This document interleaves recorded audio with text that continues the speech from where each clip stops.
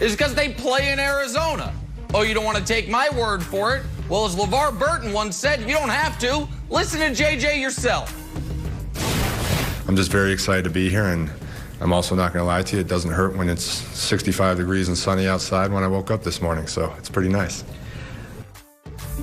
Oh, JJ put quality of life where his wife wants to live and the weather into his decision. It wasn't just that he thinks he can drag the 8-8 Cardinals to a Super Bowl. Color me not shocked at all, you dopes. Of course he did. It's the good decision. Good for JJ. Now leave me alone. Morning TV. Stop calling you dopes.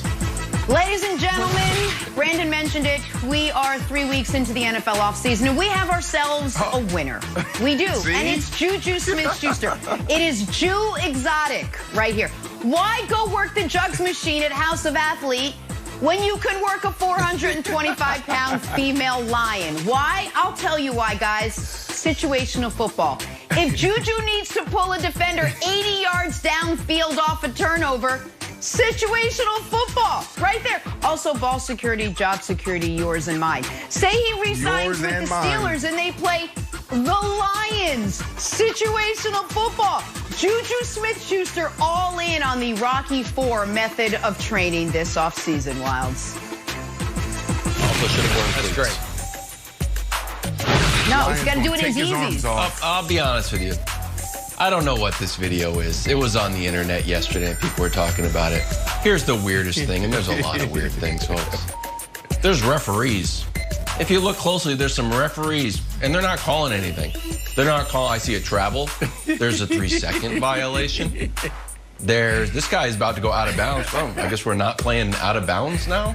You're just gonna let it just be chaotic and not call out of bounds? What is this? There's another travel.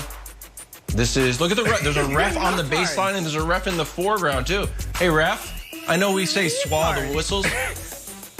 Call travel. Call 3-second violation. Is this your rec league? I think this is your rec league that you joined last week. Call foul. Call foul. What's happening? Call something. All right, we got to take a turn back to real sports with real whistles and real refs. Dak Prescott and the Dallas Cowboys. Cowboys coming off a season to forget, but I'll remind you, because that's my job. Cowboys, they lost Dak in week 5. Then they just kept losing right through the season, even in the worst division of football. So here we are, folks. Another offseason. Dak's still unsigned, but at least he appears to be healthy. According to reports, Dak could be 100% healthy by April. So, all right, April. Nick, if that's the case, if Dak is 100%, what is his ceiling with the Cowboys this season? Listen, I think Dak can be a top 10 quarterback, but I'm going to take this conversation in a different direction. I think we talk a ton about Dak Prescott, and yet we haven't talked enough about the most important story involving Dak Prescott over the last month, which is that 2 months ago, he had a second ankle surgery. And that we now sit here in March and they're like, oh, no, don't worry. He's going to be 100% in April. And Brandon, they were very careful in their explanation for his second ankle surgery. They were like, no. Had nothing to do with the first injury.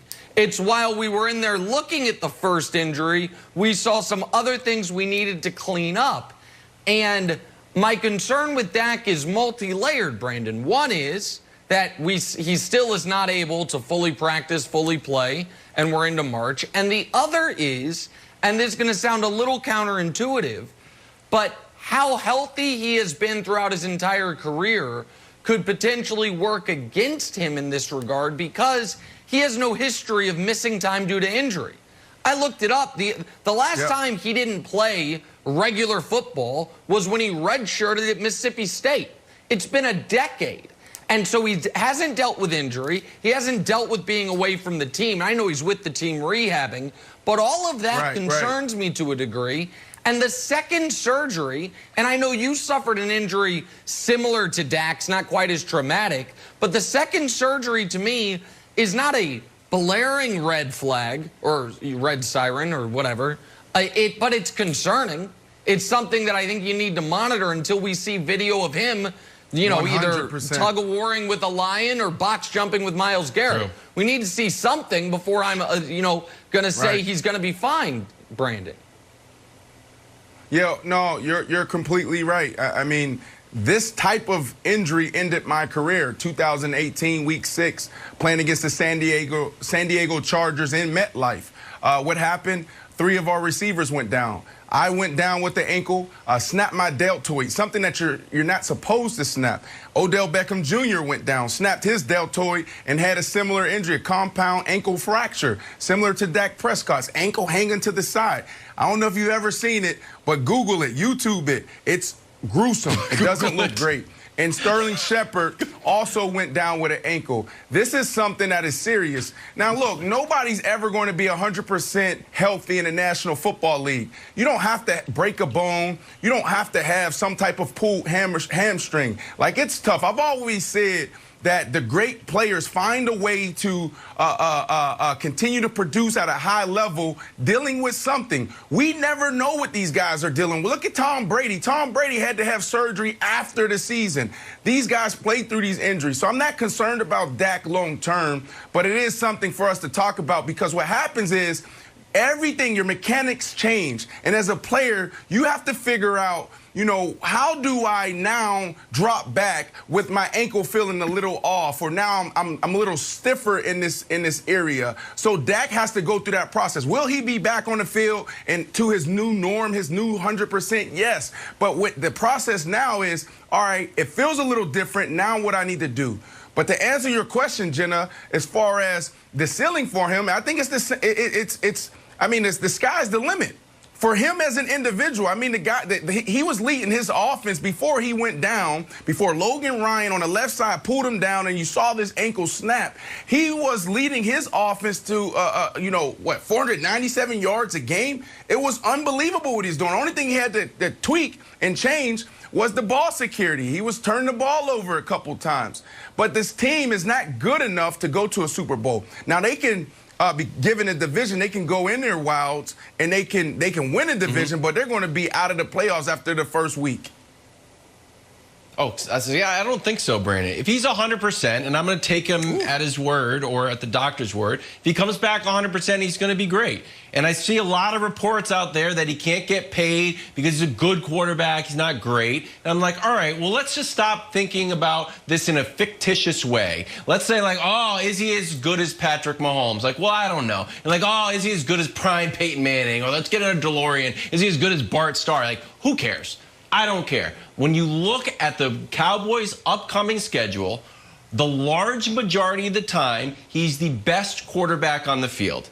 He's better than whoever Philly's going to put out there. He's better than Danny Dimes. He's better who's Washington's ever going to put out there.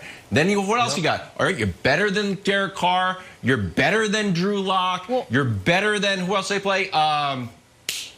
Patrick Mahomes. You're not better than Patrick Mahomes. You're not better than Patrick Mahomes. Then you got the Saints. He's not better Don't know than who they're Patrick playing. Mahomes, sure. You're better than Matt Ryan. Right. You're better than Teddy B. It's questionable about Brady. Sure. And then you got Kyler.